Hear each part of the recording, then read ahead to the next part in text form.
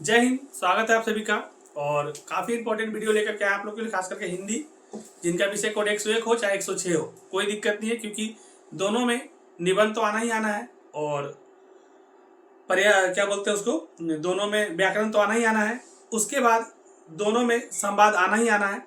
तो कुछ क्वेश्चन है जो दोनों में आना है। जो क्वेश्चन जिनका नहीं आता, ऐसे मान लेते कोई नन हिंदी नहीं रखे, तो आप उसको थोड़ा सा स्पीड बढ़ा के पार कर लीजिएगा। बाकी दोनों का मिक्स किया हुआ है, ताकि ये नहीं लगे कि इनका है कि इनका है। तो हिंदी जिनका भी रहेगा वो सभी के लिए जरूरी है। और आप लोग का अब लास्ट टाइम चल रहा है, तो बिना कोई प्रेशर लिए आप पढ़ाई को थोड़ा हल्के में लीजिए, ज़्यादा टेंशन नहीं लीजिए। जितना पढ़ना था पढ़ लिए, बहुत नई नई चीज़ों को नहीं पढ़ना है। जिसको आप पढ़ लिए उसको बार बार रिविजन करिए। और कोई तरह का दिक्कत रहेगा तो कमेंट में लिखिएगा, तो उसके हिसाब से हम आपके लिए वीडियो भी लेकर के चलाएंगे। और खास करके क्या कहना है कि कल बृहस्पतिवार को हम जितने भी बोर्ड एग्जाम का परीक्षा पहली बार दे रहे हैं 10th में, तो जिनका जो भी दिक्कत है उसके लिए, और आप लोग के लिए लास्ट टाइम में क्या करना रहेगा उसके लिए हम सभी को बुलाए हैं सिकटियाई में। तो आप लोग आ जाएंगे सिकटियाई विद्यालय में और हम वहीं पर मिलकर सभी से बात करेंगे।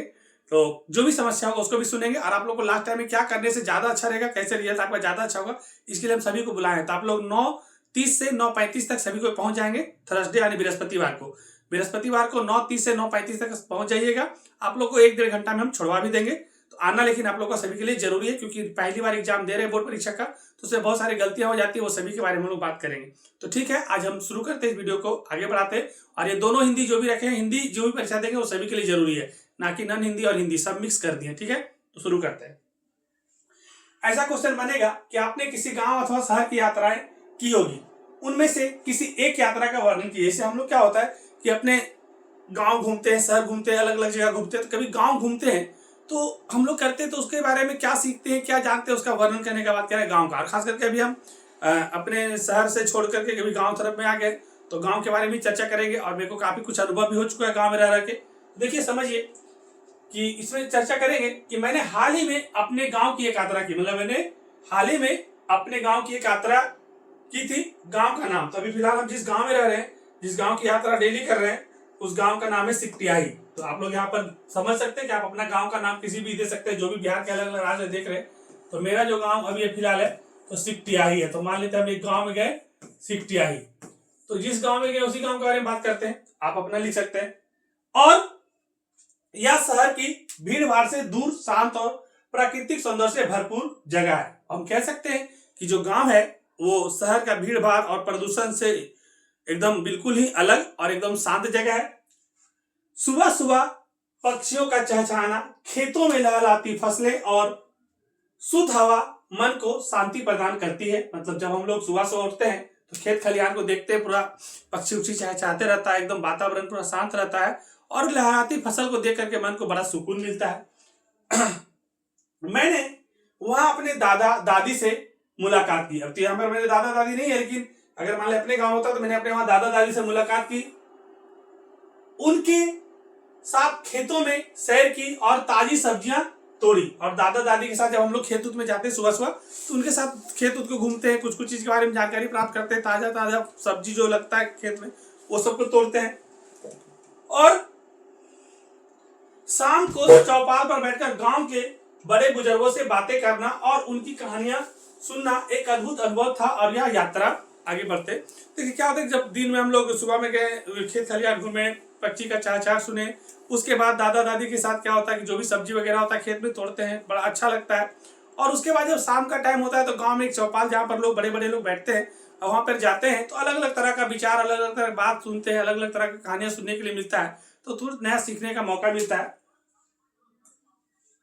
और मुझे प्रकृति के करीब ले गई और ग्रामीण जीवन की सादगी का एहसास कराया गया। और क्या होता है कि जब हम ग्रामीण वाले लोगों से मिलते हैं, सामने चौपाल में बैठते हैं, तो अलग अलग प्रकृति के बारे में बताया जाता है, अलग अलग तरह के कहानियां सुनाया जाता है, और जो हमारे जीवन को अपने सादगी से जोड़ता है कि ग्रामीण जीवन कितना स्वच्छ होता है, भीड़ भाड़ वाले दुनिया से दूर, और एक स्वच्छ वातावरण होता है। यहाँ ज्यादा कंपनी का खाना फैक्ट्री नहीं होती, बल्कि एक साधारण जीवन होता है, जहां पर हम लोग एक तरह से कह सकते हैं कि ह्यूमन शांति से जीवन बिता सकते हैं। थोड़ा और आगे बढ़ते हैं। कुछ क्वेश्चन आपके पास संधि विच्छेद से आएगा, है ना, व्याकरण से क्वेश्चन आएगा। तो हम इसलिए बोले थे दोनों हिंदी वाला लास्ट तक जरूर देखिएगा। जो इनको लगेगा कि मेरे लिए जरूरी है तो उसको स्पीड बढ़ा के पार कर लीजिएगा। जैसे कि आपको दिया जा सकता है शिक्षा प्लस अर्थी पदों की संधि है। तो जब संधि होता है तो दो शब्द को मिलना होता है, तो शिक्षा और अर्थी मिलेगा तो बन जाएगा शिक्षार्थी। शिक्षा और अर्थी मिलेगा क्या बन जाएगा? शिक्षार्थी मिल जाएगा। क्या बन जाएगा? शिक्षार्थी। शिक्षा और अर्थी मिलेगा बन जाएगा शिक्षार्थी।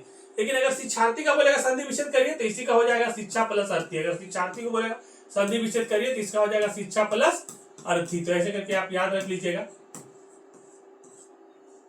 प्रतीक्षा का संधि विच्छेद क्या होगा? तो प्रतीक्षा का होता है प्रति जोड़ इच्छा। वागीश का संधि विच्छेद, तो वागीश का बोलेगा तो वाक जोड़ ईश होता है ना, आधा का होता है। नि प्लस संदेह पदों की संधि है, तो नि प्लस संदेश का होता है निसंदेह। गुण स्वर संधि का उदाहरण है, तो गुण स्वर संधि का उदाहरण जब आपसे पूछेगा तो गुण स्वर संधि का उदाहरण देगा तो आप उसमें से देख लीजिएगा, ऑप्शन में जो दिया रहेगा उसमें से जिसमें इसका गुण दिखेगा तो उसको आप गुण संधि में लगा दीजिएगा। जैसे एक दिया सा सकता है खिचड़ी की शब्द का उदाहरण है, तो जो खिचड़ी है ये हमारा कहाँ का है? तो हमारा देश का शब्द है। किसका शब्द है? देश का शब्द है ना। जैसे भी मान लेते हैं लोग बोल देते हैं डॉक्टर, क्या बोल देते हैं? डॉक्टर। तो डॉक्टर हम लोग का शब्द नहीं है, डॉक्टर जो हमारे विदेश का शब्द है। तो आपका जो देश का शब्द होगा तो खिचड़ी हमारा देश का शब्द है। इसी तरह से पूछ सकता है लाश की शब्द का उदाहरण है, तो लाश जो है कि विदेश का है। लाश जो हम लोग बोलते हैं ना, जो कोई मर जाता है तो विदेश का, विदेश में कहाँ का?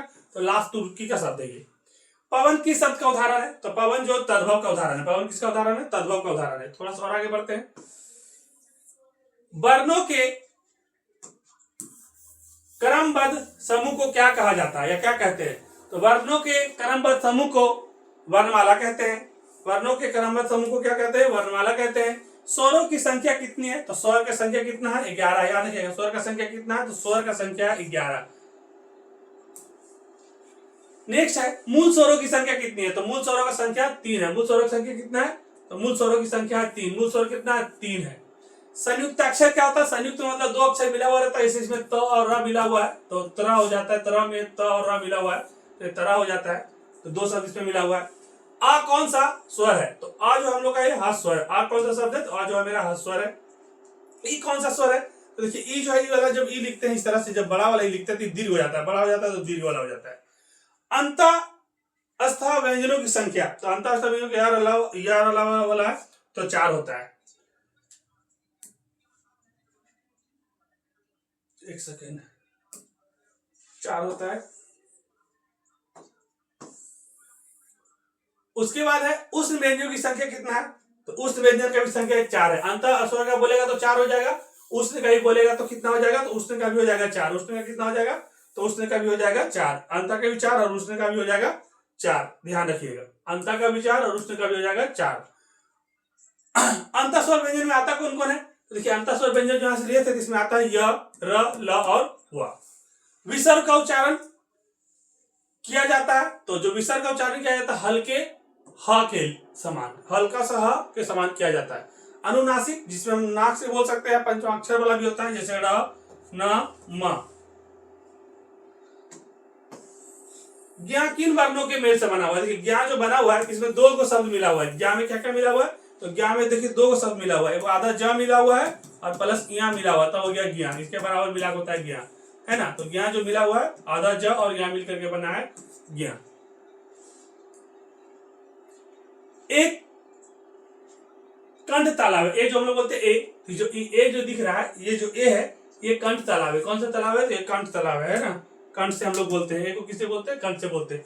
ऊ का उच्चारण स्थान, तो देखिए ऊ का उच्चारण स्थान, तो ऊ का जो उच्चारण है ऊ, प, फ, ब, इसे ओट सट रहा है, तो जिसमें ओट सट रहा है तो ओट्स हो जाएगा। ड का उच्चारण स्थान, देखिए ट, ठ, ड जो बोलते हैं मूर्धा, जो हमारा जीव है ना वो मूर्धा में सट रहा है, तो ड का उच्चारण स्थान बोलेगा तो मूर्धा हो जाएगा। भ का उच्चारण स्थान, प, फ, ब, ओट सट रहा है, ओट हो जाएगा। पाप युक्त शब्द का तत्पुरुष समास उदाहरण है। देखिए पाप युक्त शब्द किस तत्पुरुष समास का उदाहरण है? तो पाप युक्त मतलब पाप से भरा है, तो करण हो जाएगा। क्या हो जाएगा? करण हो जाएगा। पाठशाला शब्द किस तत्पुरुष समास का उदाहरण है? तो पाठ के लिए शाला होता है, संप्रदान का उदाहरण हो जाएगा। किसका उदाहरण हो जाएगा? संप्रदान का उदाहरण हो जाएगा। पाठशाला किसका उदाहरण हो जाएगा? तो पाठशाला उदाहरण हो जाएगा संप्रदान का। उसके बाद है कर्मधारय समास का उदाहरण दीजिए। देखिए कर्मधारय में जिसका कर्म प्रधान होता है तो श्वेतांबर, इसमें कर्म प्रधान हो रहा है तो कर्मधारय समास हो जाएगा। उसके बाद है त्रिफला की समास का उदाहरण है। देखिए त्रिफला मतलब 1 2 3 वाला गिनती वाला आ रहा है ना, तो जब भी गिनती वाला है ना, जब भी गिनती वाला आएगा तो उसमें हम लोग द्विगु समास लगाते हैं। क्या लगाते हैं? द्विगु समास। त्रिफला चौराहा, ये सब में गिनती का जब आता है तो द्विगु समास होता है। क्रोध किस संज्ञा का उदाहरण है? तो क्रोध जो है वो भाववाचक संज्ञा का उदाहरण है। क्रोध किसका उदाहरण है? तो क्रोध है जो भाववाचक संज्ञा का उदाहरण है। भीड़ किस संज्ञा का उदाहरण है? भीड़ रहेगा तो भीड़ तो एक आदमी से लगेगा, भीड़ के लिए तो बहुत सारा आदमी की जरूरत पड़ेगा, तो भीड़ एक समूहवाचक संज्ञा का उदाहरण है। किसका उदाहरण है? तो भीड़ जो है समूहवाचक संज्ञा का उदाहरण है, क्योंकि भीड़ अकेले होगा नहीं।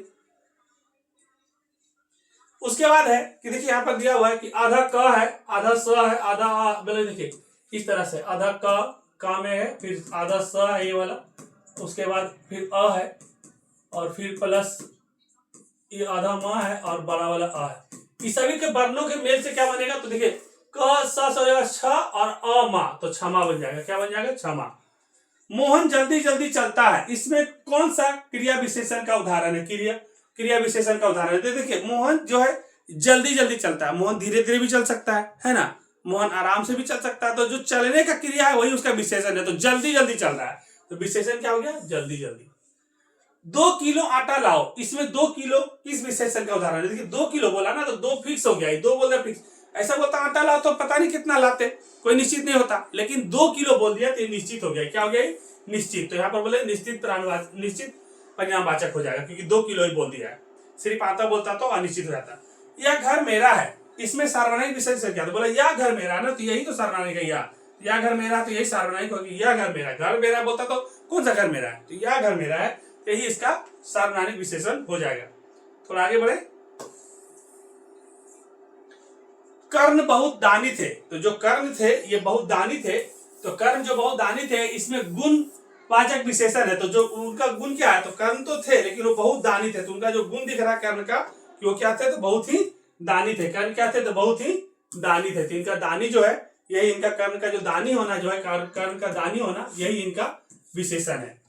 राम अपना काम स्वयं करता है, इसमें निजवाचक सर्वनाम क्या है? तो राम जो अपना काम कैसे करता है? तो स्वयं करता है। तो जो स्वयं करता है तो इसका निजवाचक सर्वनाम है। तुम कहां गए थे, यह किस सर्वनाम का उदाहरण है? तो तुम कहां गए थे, अब कहां गए थे इनमें तो पता ही नहीं कहां गए थे, तो इसमें क्या आ रहा है? हमको लग रहा प्रश्न जैसा आ रहा है, तो प्रश्नवाचक सर्वनाम हो जाएगा। थोड़ा आगे बढ़े। तुम खा रहे हो, इस मध्यम पुरुषवाचक सर्वनाम है, तो इसमें मध्यम कौन होगा? तुम खा रहे हो। क्या बोल रहा है? तुम खा रहे हो। तो तुम जो खा रहे हो इसमें मध्यम पुरुषवाचक जो सर्वनाम होगा तो उसमें तुम होगा। क्या होगा? तो इसमें तुम होगा। तुम जो है ये मध्यम हो जाएगा। क्या हो जाएगा? मध्यम। खा तो रहे हो लेकिन तुम खा रहे हो, तो तुम जो है वो मध्यम पुरुषवाचक सर्वनाम हो जाएगा। अरे जरा रुको, बोल रहा अरे जरा रुको, किस कारण का उदाहरण है? तो अरे किसी को रुकने का बात कर रहे हैं तो हम उसको संबोधन कर रहे हैं। क्या कर रहे हैं? मोहन रुको, तो मोहन को क्या कर रहे हैं? हम संबोधन कर रहे हैं। तो अरे जरा रुको, तो अरे जो बोल रहे हैं हम क्या कर रहे हैं? संबोधन कर रहे हैं। तो अरे जब बोलेगा तो किस कारण का उदाहरण है? तो अरे जब बोलेगा तो आप इसको आराम से लगा दीजिएगा कि ये संबोधन है। क्या है ये वाला? संबोधन है। मोहन खटिया पर बैठा है, यह किस कारक का उदाहरण है? देखिए खटिया पर बैठा है, तो पर अधिकरण होता है, पर जो होता है अधिकरण कारक का उदाहरण है। सोहन की जगह सोहन कर लीजिएगा यहाँ पर, चाहे सोहन रह लीजिए। सोहन पढ़ता होगा, यह उदाहरण है। देखिए सोहन पढ़ता होगा, अब पढ़ता होगा कि नहीं पढ़ता होगा कोई गारंटी थोड़ी है, लेकिन सोहन पढ़ता होगा, बात तो हो रहा है कि अभी पढ़ता होगा, हो सकता है नहीं भी पढ़ता होगा, तो वर्तमान में तो है लेकिन ये संदिग्ध वर्तमान मतलब डाउटफुल हो रहा है। मतलब क्या हो रहा है? पढ़ता होगा कि नहीं पढ़ता होगा पता नहीं, लेकिन अभी वर्तमान का बात हो रहा है। तो वर्तमान तो है लेकिन ये संदिग्ध वर्तमान है। कौन सा वर्तमान है? संदिग्ध वर्तमान है कि सोहन मोहन पढ़ता होगा, पता नहीं पढ़ता होगा कि नहीं पढ़ता होगा, संदिग्ध वर्तमान। क्या है ये? अकल का दुश्मन, अंकल का नहीं, अकल का दुश्मन क्या है? अकल का दुश्मन भी बोल सकते हैं। अकल का दुश्मन या अकल का दुश्मन। जो अकल का दुश्मन होता है इसका मुहावरे का मतलब आदमी जो मूर्ख होता है वो अकल का दुश्मन है, उसके पास अकल होता ही नहीं। फिर है गुड़ियों का खेल, मुहावरे का अर्थ क्या है? नहीं बोलता है कि क्या समझ लिया गुड्डा गुड़िया का खेल है क्या? मतलब कोई बहुत आसान काम रहेगा ना तो गुड्डा गुड़िया का एग्जाम्पल दे दिया जाता है। जब भी कोई बोलेगा कि गुड्डा गुड़िया का खेल है क्या, तो मुहावरे का क्या होगा? बहुत आसान काम। कुछ हो जाएगा बहुत आसान काम। विक्रमशिला विश्वविद्यालय का अभिवार किस शताब्दी में हुआ था? तो विक्रमशिला जो बना गया था तो 8वीं शताब्दी में बना था। कब बना था? 8वीं शताब्दी में। बाल गोविंद भगत की प्रभातियां कथिक से शुरू होकर किस महीने तक, कार्तिक से शुरू होकर किस महीने तक चलती है? जो बाल गोविंद भगत का जो प्रभातियां थी वो कार्तिक से शुरू होकर, कार्तिक नहीं लिखा गया यहाँ पर, कार्तिक होना चाहिए, तो कार्तिक से शुरू होकर किस महीने तक चलती थी? तो कार्तिक से तो शुरू होता था लेकिन वो चलती थी फागुन तक। कहां तक चलता था? तो कार्तिक से शुरू होकर के कहां तक चलता था? याद रखिए, कार्तिक से शुरू होकर के फागुन तक चलता था। कहां तक चलता था? कार्तिक से शुरू होकर के फागुन तक चलता था। याद रखिए, कार्तिक से शुरू कहां तक चलता था? तो फागुन तक चलता है। फागुन में गु इधर से कर लीजिएगा, दुर्गु वाला। थोड़ा सा आगे बढ़ते हैं। दीदी की डायरी शीर्षक पाठ में संजू ने किसके साहित्य को पढ़ा था? तो दीदी की डायरी शीर्षक पाठ में जो संजू है वो प्रेमचंद की डायरी पढ़ी थी। किसकी डायरी पढ़ी थी? तो प्रेमचंद की डायरी पढ़ी थी। याद रखिएगा। हंस हंस हंस कर लोहे का चना भी कौन चबा लेते हैं? मतलब लोहे का चना चबाना मतलब बहुत कठिन से कठिन स्थिति में भी एकदम वो आराम से उस चीज को झेल जाते हैं, तो उन्हें करमवीर कहते हैं। तो हंस हंस कर लोहे का चना चबाना कह सकते हैं। तो वो जो होते हैं वो कौन होते हैं? तो वो होते हैं करमवीर। कौन होते हैं? करमवीर। याद रखिए, करमवीर। रीतिकाल के प्रसिद्ध कवि कौन है? तो रीतिकाल के जो प्रसिद्ध कवि है वो बिहारी है। कलिंग महाराज की पुत्री का नाम क्या था? तो कलिंग महाराज का पुत्री का नाम क्या था? पद्मा नाम था कलिंग महाराज की पुत्री का। सत्य के लिए प्रयोग पुस्तक के रचनाकार कौन है? तो सत्य के लिए प्रयोग किए थे experiment with my tooth, Mahatma Gandhi. तो सत्य के लिए प्रयोग महात्मा गांधी।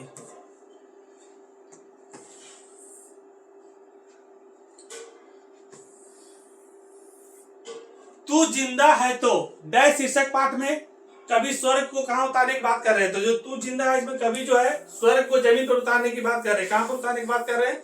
तो स्वर्ग को जमीन पर उतारने की बात कर रहे हैं। स्वर्ग को कहां पर उतारने की बात कर रहे हैं? जमीन पर। तो तू जिंदा है तो शीर्षक पाठ में कभी स्वर्ग को कहां उतारने की बात कर रहे हैं? तो जमीन पर। कहां पर उतारने की बात कर रहे हैं? तो जमीन पर। याद रखिएगा, जमीन पर उतारने की बात कर रहे हैं। करमवीर चिलचिलाती धूप को भी क्या बना देते हैं? जो करमवीर होते हैं ना, कोई भी चिलचिलाती धूप एकदम सुनहरा उसको बना देते हैं, एकदम शीतकालीन बना लेते हैं, सुनहरा बना देते हैं। पीपल के किस भाग में पंछी और गिलहरियों के घर है? देखिए, पीपल का जो होता है ना, एक तरफ होता है वो कोटर। क्या बोलते हैं? वो कोटर। तो कोटरे में जो है ना उसमें गिलहरी पक्षी ये सब जाकर के रहते हैं। नेपोलियन किसके साथ या किससे स्पर्धा करता था? तो नेपोलियन का जो स्पर्धा था वो सिकंदर के साथ में था। सिकंदर ऐसा आदमी था जो कभी हारा नहीं था। बाल गोविंद भगत के पोतहू किसके साथ भेज दिए? बाल गोविंद भगत पोतहू को किसके साथ भेज दिए थे? तो बाल गोविंद भगत जो थे पोतहू को अपने उसके भाई के साथ भेज दिए थे। उसके बाद है आज नेनू मत रही थी तो तुम्हारी याद आई। ठेस शीर्षक पाठ में यह कथन किसका है? तो ठेस शीर्षक पाठ में यह कथन जो है लेखक की माँ का है। किसका है? लेखक की माँ का है। किसका है? लेखक की माँ का। याद रखिएगा, लेखक की माँ का है। लेखक की माँ का है। 23 अक्टूबर 1943 को गिरफ्तारी के बाद कर्पूरी ठाकुर का किस जेल में डाल दिया गया था? तो देखिए 23 अक्टूबर 1943 को क्या हुआ था कि कर्पूरी ठाकुर को जेल में डाल दिया गया था। कितना तारीख को? 23 अक्टूबर 1943 को। 23 अक्टूबर 1943 को कर्पूरी ठाकुर को पकड़ के जेल में जो जेल में डाला गया था समस्तीपुर जेल में। कौन जेल में डाला गया था? समस्तीपुर जेल में। तुम्हारी निंदा वही करेगा जिसका तुमने भलाई की है। मतलब आज के जमाना वैसी है कि जिसका हम भलाई करते हैं वही हमारा निंदा करता है। यह कथन ईश्वरचंद विद्यासागर का। कथन किसका? ईश्वरचंद विद्यासागर का। और बिल्कुल सही है कि जिसका हम लोग भलाई करते हैं वही हम लोग का बुराई और निंदा करता है। तो ईश्वरचंद विद्यासागर के द्वारा कहा गया था। आगे बढ़ते हैं। ईश्वर या अल्लाह को बाहर ढूंढने की जगह उसका अपने भीतर ही साक्षात्कार की बात किसने की है? तो बोल रहा है कि ईश्वर या अल्लाह को आप लोग बाहर ढूंढने की जगह उसको अपने अंदर ही ढूंढिए। ये कहा गया था कबीरदास के द्वारा। किनके द्वारा कहा गया था? तो ये कहा गया था कबीरदास के द्वारा। किनके द्वारा? कि ईश्वर या अल्लाह को बाहर ढूंढने की जगह उसका अपने भीतर ही साक्षात्कार की बात कही थी कबीरदास ने। किस शीर्षक पाठ में दर्दमंद और वंचितों की हिफाजत का संकल्प किया गया है? तो देखिए बच्चे की दुआ में। किसमें कहा गया है? बच्चे की दुआ में दर्दमंद और वंचितों की हिफाजत की बात कही गई है। कनक शब्द का प्रयोग किन किन अर्थों में कवि बिहारी ने किया है? तो देखिए कनक सोना के लिए होता है। कनक किसके लिए होता है? सोना के लिए होता है और चांदी के लिए भी होता है। तो कनक के बारे में बात करें तो कनक का नाम एक सोना भी होता है। तो कनक बोले तो सोना और चांदी भी। जाड़े के मौसम में बाल गोविंद भगत क्या ओढ़े रहते थे? तो जाड़ा का मौसम में बाल गोविंद काली कमली ओढ़ते थे। क्या ओढ़ते थे? काली कमली ओढ़ते थे। ईदगाह शीर्षक पाठ परिस्थितियों पर किसकी परिस्थितियों पर मार्मिक ढंग से टिप्पणी करता है? तो देखिए ईदगाह जो शीर्षक पाठ अगर आप पढ़िएगा तो ईदगाह जो शीर्षक पाठ में है ये वंचित बचपन की परिस्थितियों पर टिप्पणी करता है। जो ईदगाह पार पर देखिएगा हामिद जो छोटा सा बच्चा है उसी के जीवन पर एक तरह से मार्मिक कहानी है। तो ईदगाह शीर्षक पाठ वंचित बचपन की परिस्थितियों पर मार्मिक ढंग से टिप्पणी करता है। अब देखिए कुछ निबंध भी आपके पास एग्जाम में आएंगे, तो निबंध को भी अच्छा सा समझ लीजिए, क्योंकि निबंध भी आपको जानना जरूरी है। और निबंध शायद 10 नंबर का आता है, तो चाहे आपका हिंदी कोई भी रहे, चाहे 1 और 2 जो भी हिंदी रहे, चाहे विषय कोड 101 का हो चाहे 106 का हो, तो आपके पास 4 निबंध देगा, उसमें से 1 लिखना होगा। कुछ तो हम आज आपको बता देंगे और कुछ हम आपको कल बता देंगे। इसमें क्या होगा कि मेरा हिंदी का 3 पार्ट आएगा, 1 पार्ट आ चुका है, सिर्फ 35 मिनट का था, उस दिन काम था तो ज्यादा नहीं कर पाए थे, उसको पूरा देख लीजिएगा, इसको लास्ट तक पूरा देख लीजिएगा और एक और देख लीजिएगा, आपका हिंदी में लगभग काम हो जाएगा। और बाकी जो थोड़ा मोड़ा बचेगा वो आप अपना उतना कर ही लीजिएगा, छूटेगा नहीं। लेकिन आप लोग से यही रिक्वेस्ट है कि पूरा लास्ट तक जरूर देखिएगा। तो ये जो हम निबंध दे रहे हैं वर्षा ऋतु पर, 4 में से 1 ये आने का चांसेस है, बाकी जो जो लगेगा कि आने का चांस है, एक ही में हम सारा निबंध को लेकर के आ जाएंगे। तो ठीक है, आगे बढ़ते हैं कि वर्षा ऋतु पर निबंध लिखने के लिए आएगा तो आप लोग इसका सबसे पहले भूमिका दिया हुआ रहेगा, भूमिका को लिखना रहता है। तो भूमिका में पहले सबसे पहले समझिएगा कि वर्षा ऋतु पर निबंध, तो इसको पहले भूमिका को लिखेंगे। तो सुंदर से अच्छा से 2 कलर का पेन जरूर रखिएगा, ब्लैक कलर से उसको भूमिका लिखिएगा। उसके बाद लिखिएगा भारत में वर्ष के 6 ऋतुओं में से एक वर्षा का विशेष महत्व है। भारत के वर्ष में कितना ऋतु है, तो 6 ऋतु की बात हो रहा है, उसमें वर्षा ऋतु का एक विशेष महत्व है। यह ऋतु गर्मी के बाद आता है, मतलब वर्षा ऋतु कब आता है, तो वर्षा ऋतु गर्मी के बाद आता है और लोगों को गर्मी से राहत देती है। मतलब इतना ज्यादा गर्मी रहता है, चिलचिलाता धूप डेली रहता है, तो गर्मी से एकदम बहुत आदमी परेशान हो जाते हैं। तो क्या होता है, गर्मी कम करने के लिए एक तरह से बोल सकते हैं कि वर्षा ऋतु आता है जब पूरा मौसम काला काला हो जाता है, बादल हवा ठंडा चलने लगता है, तो मन थोड़ा सुकून मिलता है गर्मी से, है ना, और मन थोड़ा खुश से झूमने लगता है, खुशी हो जाता है। तो वर्षा के बाद आती है और जब आकाश में काले बादल छा जाते हैं और ठंडी हवा चलती है तो सभी के चेहरे खिल उठते हैं। वर्षा का आगमन सामान्यतः जून के अंत तक, मतलब देखिए वर्षा का आगमन कब होता है, तो जून के अंत तक होता है। अगर जून के अंत में नहीं होगा तो जुलाई का शुरुआती पहला सप्ताह में हो जाता है। तो बरसात का शुरुआत जो होता है सबसे पहले केरल के तट से टकराता है, हम लोग बता चुके थे ज्योग्राफी में, तो यहाँ से सबसे पहले टकराता है और हमारा जो बिहार है यहाँ पर पहुंचते पहुंचते जून का अंतिम सप्ताह तक आता है। यहाँ पर जून प्रथम में शुरू हो जाता है, जून का अंतिम यहाँ पर आता है, लेकिन जून में अगर नहीं आएगा तो जुलाई का पहले सप्ताह में आ जाता है, ठीक है, और अंत जुलाई की शुरुआत तक हो जाता है। अब इसका जो वर्षा का इसका महत्व क्या क्या है, तो वर्षा का महत्व को थोड़ा समझते हैं हम लोग कि वर्षा का महत्व क्या क्या है। तो इसको समझ सकते हैं कि वर्षा हमारे जीवन के लिए बहुत ही जरूरी है। वर्षा हमारे जीवन के लिए क्या है, तो वर्षा हमारे जीवन के लिए बहुत जरूरी है। वर्षा हमारे जीवन के लिए क्या है, तो बहुत जरूरी है। इससे नदियां, तालाब, झीलें और कुएं भर जाते हैं। वर्षा होगा तो क्या हो जाएगा, नदी, तालाब, झील और कुआं जो है सब क्या हो जाएगा, भर जाते हैं। किसान वर्षा का इंतजार करते हैं और किसान को खेती करने के लिए वर्षा का इंतजार होता है, क्योंकि उनकी फसलें पानी पर निर्भर रहती है और किसान का फसल जो किस पर निर्भर रहती है, पानी पर निर्भर रहती है। वर्षा से खेत हरे भरे हो जाते हैं और वर्षा होने से जो भी खेत सूखा हुआ रहता है वो सब हरे भरे हो जाते हैं। पेड़ पौधे में नई जान आ जाती है और धरती का रूप निखर उठता है। और क्या होता है, पेड़ पौधा में जान आ जाता है और जो धरती पूरा प्यासा रहता है वो प्यासा एकदम फट जाता है धरती, लेकिन वर्षा होने से उसको भी थोड़ा एकदम अंदर से आनंदित हो जाता होगा और आनंदित हो जाने के बाद जो जमीन है वो खिल उठता है। पशु पक्षी भी खुश हो जाते हैं। वर्षा होने से क्या होता है, जो भी पशु पक्षी एकदम गर्मी से परेशान रहते हैं, पशु पक्षी को पीने के लिए पानी मिलने में दिक्कत होने लगता है, तो वो लोग भी क्या हो जाता है, एकदम खुश हो जाते हैं। वर्षा जल से पेयजल की समस्या भी काफी हद तक दूर हो जाती है, कम हो जाती है। होता क्या है कि जब बहुत ज्यादा पानी होने लगता है, देखिएगा आपका चापानल में, कुआं में, सब में पानी सूख जाता है। बहुत लोग का मोटर से भी पानी जो निकालते हैं वो भी सूख जाता है, लेकिन जब लगातार बारिश आ जाता है तो सब खुश हो जाते हैं। मौसम भी गर्मी से थोड़ा राहत दिलाता है और क्या होता है कि जितना भी जमीन का लेयर पानी के नीचे चला गया ऊपर आ जाता है, तो सब में पानी पूरा भर जाता है। थोड़ा और आगे बढ़ सकते हैं कि अल्प वृद्धि एवं अति वृद्धि, मतलब कहने का मतलब क्या है कि अल्प वृद्धि एवं अति वृद्धि का कुप्रभाव। मतलब क्या हो रहा है कि यदि वर्षा कम होता है, यदि वर्षा क्या हो रहा है, कम हो रहा है, तो सूखा पड़ जाता है और फसलें सूख जाती है और लोगों को पानी की कमी हो जाती है। दूसरी ओर अगर वर्षा अधिक हो जाता है तो बाढ़ आ जाता है, बाढ़ से गांव सब डूबने लगते हैं। मतलब क्या है, वर्षा अगर बहुत कम हो जाएगा तो आपको सूखा हो जाएगा, खेत खलिहान सब सूख जाएगा, पानी नहीं रहने से आपका खेती अच्छा से नहीं होगा, आपका बहुत सारा जरूरत रुक जाता है, मतलब बिना पानी का सारा चीज दिक्कत होना शुरू हो जाता है। लेकिन कहीं कहीं पानी ज्यादा आ जाने से क्या होता है, तो बहुत सारा बाढ़ आ जाएगा, बाढ़ आ जाने से क्या होता है, गांव डूब जाता है, पूरा शहर डूब जाता है। जिधर बहुत ज्यादा पानी पड़ता है तो जान माल का बहुत ज्यादा क्षति भी हो जाता है। शहर, खेत और घरों को भारी नुकसान होता है। जब ज्यादा पानी आ जाएगा तो शहर में, खेत में, घरों में सब जगह पानी भर जाता है, काफी नुकसान होता है। जान माल की हानि होती है, बहुत सारे लोग का जान माल सब मर जाता है, चला जाता है, बह जाता है। इसलिए संतुलित वर्षा का होना बहुत आवश्यक है। तो इसीलिए क्या है कि जो वर्षा होता है तो ऐसा नहीं कि बरसात आया तो एकदम बहुत ज्यादा आ जाए और बहुत कम आ जाए, नहीं, बरसात भी संतुलित होना चाहिए। लेकिन आजकल प्राकृतिक संतुलित इसलिए नहीं है क्योंकि हम लोग प्लास्टिक वगैरह का काफी उपयोग करते हैं, उसका उपयोग हम लोग को थोड़ा कम करना पड़ेगा, ज्यादा ज्यादा पेड़ पौधा लगाना पड़ेगा। फाइनली इसका उपसंहार में लिखेंगे, निष्कर्ष कर सकते हैं कि वर्षा ऋतु हमारे जीवन में आनंद और समृद्धि लाती है। वर्षा ऋतु हमारे जीवन में क्या लाती है? आनंद और समृद्धि लाती है। यह प्रकृति का वरदान है। वर्षा ऋतु हमारे प्रकृति का क्या है? वरदान है। लेकिन हमें वर्षा जल को व्यर्थ नहीं जाने देना चाहिए। हम लोग को वर्षा जल को क्या करना चाहिए? व्यर्थ जाने नहीं देना चाहिए। जल का संरक्षण मतलब उसका उपाय करना चाहिए बचाने के लिए, है ना, उपाय अपनाने चाहिए ताकि सूखे के समय भी पानी की कमी ना हो। अगर हम वर्षा वाले जल को बचा करके नदी में, तालाब में, कहीं भी बांध बना करके अगर उसको रखेंगे तो जब पानी नहीं पड़ेगा तो हम उस पानी का उपयोग कर सकते हैं।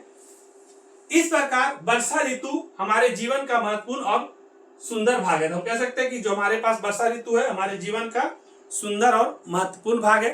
वर्षा पे हमारा जल जीवन सभी कुछ निर्भर करता है। हमारा जीवन हो, हमारा रोजमर्रा का जिंदगी हो, सभी में पानी का काफी जरूरत है। और अगर वर्षा नियमित रूप से टाइम पे नहीं होगी तो हम लोग को काफी दिक्कत होगा।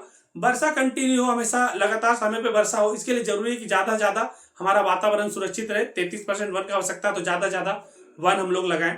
थोड़ा और आगे बढ़ते हैं कि और निबंध में क्या, और क्वेश्चन निबंध में क्या बन सकता है जो इंपॉर्टेंट होगा। महंगाई पर निबंध बन सकता है। तो महंगाई पर अगर निबंध बनेगा तो आप लोग आजकल देख रहे होंगे कि आमदनी अठन्नी और खर्चा रुपया, आप लोग जो समझ रहे होंगे तो ठीक है, नहीं तो आजकल देख रहे होंगे एक ही घर में 2-2 लोग, 3-3 लोग को काम करना। पहले क्या होता था कि एक लोग कमाते थे तो 10 लोग खाते थे, आजकल सबको कमाना पड़ रहा है। महंगाई काफी ज्यादा हो गया। महंगाई ज्यादा होने का 2-4 बड़ा रीजन है। सबसे बड़ा रीजन है महंगाई होने का कि हमारा देश का जनसंख्या काफी ज्यादा हो गया है और लोगों के पास इनकम काफी कम है। तो हम लोग शुरू करते हैं महंगाई पर निबंध में सबसे पहले भूमिका के बारे में कि आज के समय में महंगाई हमारे जीवन, मतलब महंगाई हमारे देश की सबसे बड़ी समस्या, मतलब आज जो हम लोग का जीवन है महंगाई काफी प्रभावित कर रहा है और हमारा देश का सबसे बड़ा समस्या है महंगाई। जब किसी वस्तु की कीमतें पहले से बढ़ जाती है तो उसे महंगाई कहते हैं। जैसे कोई भी चीज, कभी जैसे कि कोई चीज का दाम मान लेते हैं, अभी हम लोग तेल का ही दाम ले लेते हैं कि अभी हम लोग कुछ दिन पहले तेल का दाम हम लोग 155 रुपए लीटर, 150 रुपए लीटर खरीद रहे थे, लेकिन 170, 180 रुपए लीटर तक हो गया था। तो देखिए, जब भी कोई चीज का दाम बढ़ जाता है तो खास करके जिनके पास पैसा ज्यादा अच्छा खासा कमाने की जरूरत है उनको तो ज्यादा फर्क नहीं पड़ता, लेकिन जो गरीब मध्यम क्लास के लोग होते हैं उनको बड़ा दिक्कत होता है। तो कोई भी चीज का दाम पहले जितना था जब उससे बढ़ जाता है तो उसको हम लोग महंगाई कहते हैं। महंगाई का असर हर वर्ग के लोगों पर पड़ता है। असर तो हर वर्ग के लोगों पर पड़ता है, पर वह गरीब लोगों को ज्यादा पड़ता है। तो वह गरीब हो और मध्यम वर्ग को हो या अमीर हो, मतलब जो ये जो महंगाई है, चाहे वो गरीब हो, चाहे वो मध्यम वर्ग का हो, चाहे वो अमीर हो, पड़ता तो असर सब पे है, लेकिन ज्यादा प्रभावित गरीब और मध्यम वर्ग के लोग होते हैं। क्या कारण है महंगाई का? थोड़ा सा और आगे बढ़ते हैं। महंगाई के कई कारण है। कई कारण में क्या क्या है महंगाई के कई कारण? तो सबसे पहला कारण है वस्तुओं की कमी। अब जैसे महंगाई क्यों बढ़ता है?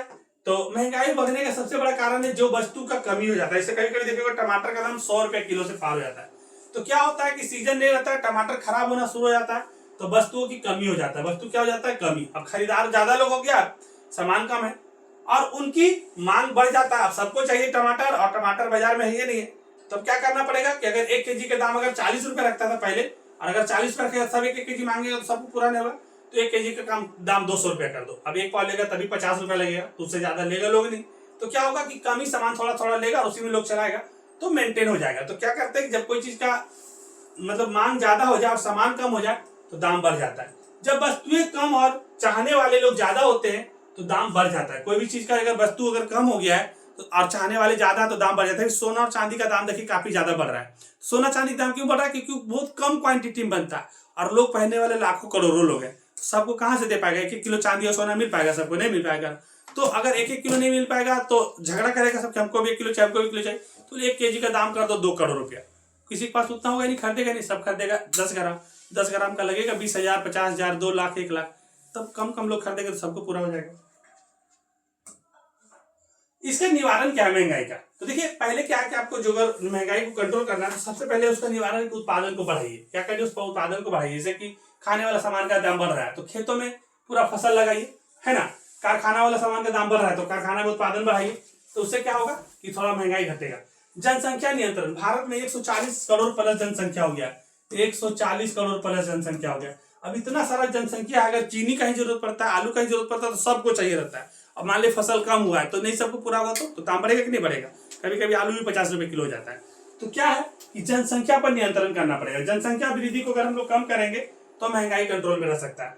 निष्पक्ष वितरण, काला बाजारी और जमाखोरी पर सख्त कार्रवाई हो। मतलब क्या बोल रहा है कि ये जो समझ रहे होंगे आप कि निष्पक्ष वितरण मतलब क्या होता है, कोई चीज का दाम अगर बढ़ने लगता है, पता चलता है कोई चीज का सामान कम हो गया, दाम बढ़ने वाला है, तो कुछ लोग ज्यादा खरीद के रख लेते हैं। मान लेते 100 रुपए किलो हो गया, मान लेते कहने मतलब क्या लेते, तेल ले लेते हैं कि मान लेते 100 रुपए लीटर हो गया, मालूम चला कि दाम बढ़ने वाला है, खरीद के ज्यादा जमा कर लेंगे और बाद में 120, 130, 150, 180, 200 रुपए तक कर देंगे।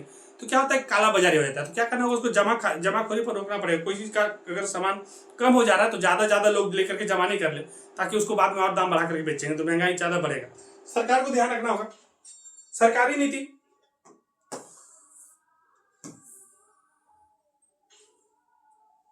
इसके लिए क्या करना पड़ेगा कि सरकारी नीति, सरकार को संतुलित बजट और उचित नीति बनाना पड़ेगा। सरकार को क्या करना पड़ेगा कि जो सरकार को ना संतुलित बजट और उचित नीति बनाना चाहिए और मूल्य का नियंत्रण करना चाहिए। जरूरी चीजों के दामों पर निगरानी रखना चाहिए। जैसे कहने का मतलब अब हम लोग का जरूरी चीज क्या है, तो खाने वाला आटा, चावल, दाल, तेल, मसाला, नमक, ये सब पे ध्यान जरूर सरकार को रखना चाहिए। ये सब पे अगर टैक्स ज्यादा, अगर सामान का दाम ज्यादा कर देगा तो आम आदमी तो जिंदा भी नहीं रह पाएगा। तो ये सब जो जरूरी चीज है इस पे सरकार को विशेष ध्यान देना चाहिए।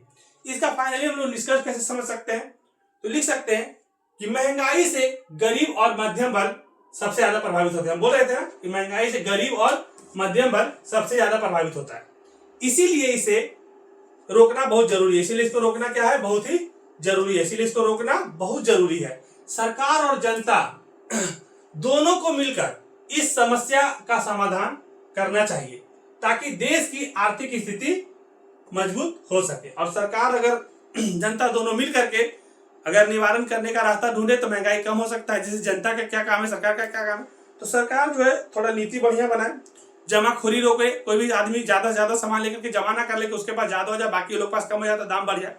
आम आदमी कैसे मदद कर सकती है, खेत खलिहान में जो काम करते हैं तो ज्यादा फसल उपजाए, ज्यादा मेहनत करे। सरकार इसके लिए क्या करेगी, किसानों को लोन दे और किसान को फैसिलिटी दे फसल करने के लिए। कभी कभी किसान का खेती खराब हो जाता है तो सरकार उनके लोन को माफ भी करे ताकि वो अच्छा से खेती कर पाए, उनका मनोबल टूटे नहीं। तो सरकार और आम आदमी दोनों मिल करके अगर चाहेगा तो महंगाई पे कंट्रोल हो सकता है। थोड़ा और आगे बढ़ते हैं। दहेज प्रथा एक सामाजिक कलंक पर निबंध। अब दहेज प्रथा के बारे में अगर आ सकता है, आज का टाइम में देखिए शादी भी अभी बड़ा दिक्कत का चीज हो गया। शादी तो करना सबको चाहते हैं, लेकिन आजकल लड़का और लड़की के बीच में पहले से तो समानता बहुत अच्छा हो गया है, लेकिन फिर भी आज का टाइम में क्या है ना कि लड़का और लड़की के बीच में जब शादी होगा तो लड़की वाला को कुछ दहेज देना पड़ता है लड़का का। पहले के टाइम में क्या था कि लड़की का जब शादी लड़का से होता था किसी के यहाँ, तो लड़की लोग को कुछ दहेज के रूप में इसलिए दिया जाता ताकि उसको अच्छा से लड़का रखे और रिश्ता थोड़ा मजबूत हो, एक तरह से उपहार के रूप में देता था। लेकिन आज लोग लोभ और लालच के रूप में शादी करते हैं कि मेरा लड़का सरकारी नौकरी में है तो मेरा लड़का का इतना बड़ा बिजनेस है और पता नहीं क्या क्या, और बहुत सारा पैसा दहेज के रूप में लेते हैं। इसका दो तीन बहुत खराब चीज क्या है ना कि दहेज के कारण बहुत सारे लोग अच्छे घर में शादी नहीं कर पाते हैं। दूसरा कारण है कि लोग बेटी को ज्यादा पढ़ाई लिखाई में खर्चा नहीं करवाना चाहते, आत्मनिर्भर नहीं बनाना चाहते ताकि उसका पैसा बचेगा तो शादी में लगाएंगे। बहुत तरह का सोच है, तो इसको आप अच्छा से समझिएगा तो आप आराम से एग्जाम में जैसे लिखा वैसे लिखेगा तो 10 में 10 ही आना है, कम होने का चांसेस नहीं है। तो ठीक है। दहेज प्रथा एक सामाजिक कलंक पर निबंध, तो आप लिखिएगा भूमिका सबसे पहले उसका कि दहेज प्रथा हमारे समाज की एक बुरी प्रथा है। दहेज प्रथा हमारे समाज की कैसी प्रथा है, तो दहेज प्रथा हमारे समाज की एक बुरी प्रथा है। बुरी प्रथा मतलब एकदम बहुत ही गलत प्रथा है। शादी के समय लड़की के माता पिता, लड़की के कौन, माता पिता को लड़के वालों को पैसा, गहना, सामान आदि देना पड़ता है। यह एक सामाजिक बुराई बन जाता है और ये सामाजिक बुराई बन गई है जिससे कई परिवार दुखी रहते हैं। अब इसमें क्या होता है, जो गरीब घर के लोग हैं और उनके घर में जब लड़की का जन्म होता है तब लड़का को गहना देना है, सामान देना है, बहुत सारा शादी में खर्चा करना, लोग हिलाना पिलाना, बड़ा अंदर से परेशानी, मेंटली बहुत परेशान होता है। हम लोग दो दो बहन का शादी की, हम लोग को पता है कि कितना तकलीफ होता है लड़की का शादी में, खास करके लड़का वाला को भी तकलीफ होता है, बोले कि लड़की लोग ज्यादा होता है क्योंकि लड़का वाला को तो कुछ पैसा मिल जाता है तो उसके लिए आसान हो जाता है। तो ये अच्छा चीज नहीं है, बल्कि समाज को थोड़ा सा और सोचना चाहिए कि लड़का लड़की में ज्यादा अंतर नहीं करना है। हाँ, बल्कि दोनों का दायरा अलग अलग है, अपने अपने क्षेत्र में दोनों का रोल अलग अलग है, लेकिन है दोनों बराबर। दहेज का प्राचीन एवं वर्तमान स्वरूप, सेकेंड पॉइंट में लिखिएगा दहेज का पहले का और अभी का स्वरूप क्या है, उसके बारे में समझाना है। तो लिखिएगा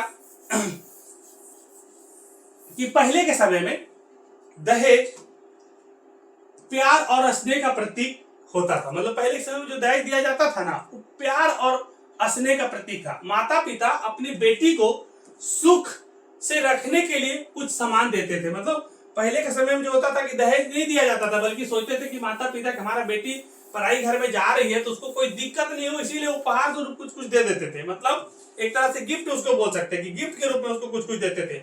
लेकिन आज के समय में गिफ्ट एक लालच का रूप ले लिया है। लेकिन वर्तमान समय में जो यही दहेज है, ये लालच का रूप ले चुका है। अब दहेज जबरन मांगा जाता है। अब देखिए पहले के समय क्या था कि लड़की का शादी करते थे तो पराया घर जाता था तो कुछ उसको उपहार देते थे, गिफ्ट देते थे, ताकि मेरी बेटी को अच्छा से रखे, कोई तरह का दिक्कत नहीं हो। लेकिन अब आप जबरदस्ती मांगा जाता है कि मेरा बेटा इस लेवल का पोस्ट पे नौकरी है तो ये है वो है, और जबरदस्ती दहेज मांगा जाता है। तो पहले जो दहेज एक तो गिफ्ट मतलब उपहार का स्वरूप था, आज लालच का रूप ले चुका है। और कई बार शादी भी दहेज के कारण टूट जाता है। और आजकल तो बहुत सारा ऐसा रिश्ता हम खुद भी जानते हैं कि दहेज के कारण शादी को तोड़ दिया जाता है। कि अगर उन्होंने 15 लाख रुपया मांगा है, लड़का बढ़िया पोस्ट पे है, और अगर लड़की वाले के पास 10 ही लाख रुपया जुगाड़ हो पाया, पैसा नहीं हो पाया, तो बोलते हम शादी नहीं करेंगे, आपके यहाँ मेरे बेटा के लिए बहुत सारा रिश्ता आ रहा है। तो ये बहुत ही गलत है, ये चीज को समझना चाहिए समाज को, और सरकार को भी इस पर थोड़ा सा कड़ा फैसला लेना चाहिए। दहेज के दुष्परिणाम क्या होगा? अब जैसे मान लेते हैं कि अगर दहेज को खत्म नहीं किया जाएगा तो दहेज का दुष्परिणाम भी कुछ कुछ होगा। तो इसका क्या दुष्परिणाम होगा उसको भी थोड़ा समझा देते हैं। तो देखिए गरीब परिवारों पर आर्थिक बोझ बढ़ जाता है। अगर हम दहेज के बिना शादी नहीं करेंगे तो जो लोग गरीब घर में बेटी का जन्म हुआ है तो उसमें क्या हो जाएगा, आर्थिक बोझ बढ़ जाएगा। कई बार तो लड़कियों की शादी तक नहीं हो पाती है। दहेज के कारण घर घर में झगड़े भी होते हैं, और कुछ मामलों में तो दहेज नहीं मिलने पर बहुओं को क्या कर दिया जाता है, नहीं मिलने पर क्या किया जाता है, नहीं मिलने पर उनको मार भी दिया जाता है ना, प्रताड़ित भी किया जाता है, और नहीं मिला पैसा तो उसको बार बार प्रताड़ित करते करते मार भी दिया जाता है। यह समाज के लिए बहुत ही बिल्कुल अच्छा नहीं है। ये एक तरह से बोल सकते हैं कि अन्याय है, ऐसा नहीं होना चाहिए। इससे बचने के लिए क्या करना पड़ेगा, लोगों को बहुत सारा चीज करना पड़ेगा। तो देखते हैं, यह समाज में असमानता और अन्याय बढ़ाता है। अगर हम लोग इस तरह से चलते रहेंगे तो समाज में हमारा क्या हो जाएगा, असमानता और अन्याय बढ़ता जाएगा। ये क्वेश्चन 5 आ गया, समाज में असमानता और अन्याय बढ़ता है। इसका उन्मूलन का क्या कारण है, इसको हम लोग कैसे हटा सकते हैं? तो अगर हम लोग दहेज प्रथा हटाना चाहेंगे तो कैसे हटा सकते हैं? तो सबसे पहले क्या करना पड़ेगा ना, लोगों का जो सोच है ना वो बदलना पड़ेगा। जो लड़का और लड़की का जो सोच है इसको थोड़ा बदलना पड़ेगा। शिक्षा और जागरूकता फैलानी चाहिए। सबको क्या करना पड़ेगा, शिक्षा और जागरूकता फैलाना पड़ेगा। लड़का लड़की दोनों को बराबर शिक्षा दिया जाए। कानून का कड़ाई से पालन होना चाहिए, और सरकार को ऐसा लागू करना चाहिए, चाहे लड़का हो चाहे लड़की, बिना मांगे दहेज नहीं देना। मतलब दहेज मांग करके नहीं लेना, अपने मन से कुछ दे रहे तो ठीक है, वरना बिना दहेज का शादी होना चाहिए। इसके लिए क्या करना पड़ेगा, सरल विवाह को बढ़ावा देना होगा। सरल विवाह मतलब साधारण विवाह करना, बहुत ज्यादा दिखावा करने की जरूरत नहीं। आजकल होता है पूरा गांव को खिलाओ, ये करो करो, सीधा सिंपल है भैया, जिसके पास जितना होगा वो उतना करेगा। इसमें कोई भी जबरदस्ती नियम कानून समाज को भी नहीं थोपना है। तो समाज वाले लोग को भी समझना है। लड़कियों को आत्मनिर्भर बनाना चाहिए। मतलब लड़की को इतना पढ़ाई लिखाई कि वो भी इतना काबिल रहे कि वो अपने हस्बैंड के साथ मिल करके उनका काम में हाथ बटा सके, दोनों बराबर का रोल निभाएंगे तो क्यों दहेज देकर के आएंगे। लेकिन होता क्या है कि एक लोग थोड़ा ज्यादा पढ़ लिख लेते हैं, एक लोग थोड़ा कम पढ़ लिख लेते हैं, तो दोनों में नहीं बनता है कि हम तो इतना पढ़ करके आए। अच्छा, दोनों पढ़ लेने के बाद भी घमंड रहता है। आजकल हम बहुत सारे लड़कियों को भी देखते हैं कि पढ़ लिख करके कहीं नौकरी में पहुंच गई है तो अपने आप को लड़का से भी ऊपर समझने लगते, कह रहे तुम हमको रखेगा, हम तुम्हें को रखेंगे, बहुत सारा बात बन जाता है। तो देखिए दोनों को भी समझना भी है कि अगर दोनों में बराबरी है तो दोनों मिलजुल करके चलाएं। कहाँ झगड़ा नहीं होता, सब जगह झगड़ा होता है। लेकिन अगर दोनों मिलकर रहेंगे, समाज में सब काम अच्छा से करेंगे तो सब धीरे धीरे ठीक हो जाएगा। इसका फाइनली निष्कर्ष पर पहुंचेंगे कि दहेज प्रथा हमारे समाज पर एक कलंक यानी कि धब्बा है। इसे खत्म करना हम सबका कर्तव्य है। दहेज प्रथा खत्म करना हम सबका कर्तव्य है। जब समाज के लोग एकजुट होकर इसका विरोध करेंगे तभी यह बुराई समाज मतलब कि समाज से समाप्त होगी और सच्चा समानता वाला समाज बनेगा। मतलब क्या है कि सबको मिल करके इस पे सोचना पड़ेगा, ना कि सिर्फ सरकार की जिम्मेवारी, ना कि सिर्फ हमारी जिम्मेवारी, बल्कि पूरे समाज की जिम्मेवारी कि जब भी शादी ब्याह लड़का और लड़की का हो तो ये जरूर ध्यान रखे कि कोई भी लड़का कितने भी अच्छा घर से हो, चाहे कोई भी लड़की कितनी भी ज्यादा सुंदर हो, कभी भी समाज में मेल मिलाप से शादी ब्याह होना चाहिए। और बहुत चीजों को समझना, आजकल शादी ब्याह जाति उति के नाम पे भी बड़ा सारा भेद भरम फैसा फैलाया हुआ है। देखिए शादी दो इंसान का होना चाहिए, इसने कि धर्म के नाम पे, जाति के नाम पे, दहेज के नाम पे उसको इस तरह से समाज बरगला रहा है कि ताकि और असमानता लोगों में बढ़ते जा रहा है। बाकी सबको मिल करके सोचना चाहिए इस पे कि बिना दहेज का, बिना कोई लोभ लालच का, अच्छे परिवार का और अच्छे जीवन को जीने के लिए दोनों को मिल करके चलना है। इसके लिए शादी ब्याह होना चाहिए, ना कि दहेज के लिए, जाति के लिए, सुंदरता के लिए और लोभ लालच के लिए। पुस्तकालय पर भी निबंध आ सकता है। ये अगले बार एग्जाम में आया था, मतलब फाइनल एग्जाम में नहीं शायद आया था, सेंटअप एग्जाम में। तो इस पे भी हम एक बार दिखा देते हैं आपको। और इसके बाद इस वीडियो को जहां तक होगा, हम कितना टाइम हो रहा है एक बार देख लेते हैं। 9 बज के कितना मिनट हो रहा है, 1 मिनट थोड़ा सा देख लेते हैं कितना टाइम हो रहा है। 9:26 हो रहा है। ठीक है, अभी हम थोड़ा देर और चलेंगे, उसके बाद जितना मेरे से होगा उतना करेंगे, क्योंकि और कुछ कुछ काम रहता है। ऑफलाइन से ही टाइम नहीं मिल पाता है तो ऑनलाइन में कहाँ से आ पाएंगे उतना। ठीक है, पुस्तकालय पर जब निबंध आएगा तो उससे सबसे पहले हम लोग पुस्तकालय का परिचय करवाएंगे कि पुस्तकालय का क्या परिचय है। तो पुस्तकालय वह संस्था है जहां अनेक प्रकार की किताबें सुरक्षित रखी जाती है। मतलब पुस्तकालय में क्या होता है, तो पुस्तकालय में पुस्तक रखा जाता है, वो भी अनेक प्रकार का, आपको जिस तरह का पुस्तक चाहिए सब पुस्तकालय में मिलता है। यहाँ विद्यार्थी, अध्यापक और समान लोग आकर अध्ययन करते हैं। पुस्तकालय रहेगा तो वहां पर पढ़ने वाले लोग ही जाएंगे, जिसको पढ़ने आता तो जाएंगे, नहीं तो विद्यार्थी जाएंगे, अध्यापक जाएंगे, जो पढ़ने जानते हैं वो लोग जाएंगे। पुस्तकालय ज्ञान का सागर होता है। पुस्तकालय क्या है, ज्ञान का सागर। अगर पुस्तकालय में जाएंगे, वहां पर बैठ करके टाइम वेस्ट करेंगे तो कुछ भी खराब भी टाइम यूज करेंगे तो कुछ ना कुछ वहां से सीख के आएंगे। मतलब वहां पर टाइम लगाएंगे तो कुछ ना कुछ ज्ञान आपका बढ़ेगा ही। तो कह सकते हैं पुस्तकालय ज्ञान का केंद्र है। इसका महत्व क्या है पुस्तकालय का, तो आप महत्व में इसको थोड़ा समझ लीजिए। पुस्तकालय का महत्व, तो पुस्तकालय हमारे जीवन में बहुत उपयोगी है। पुस्तकालय हमारे जीवन में क्या है, तो बहुत ही उपयोगी है।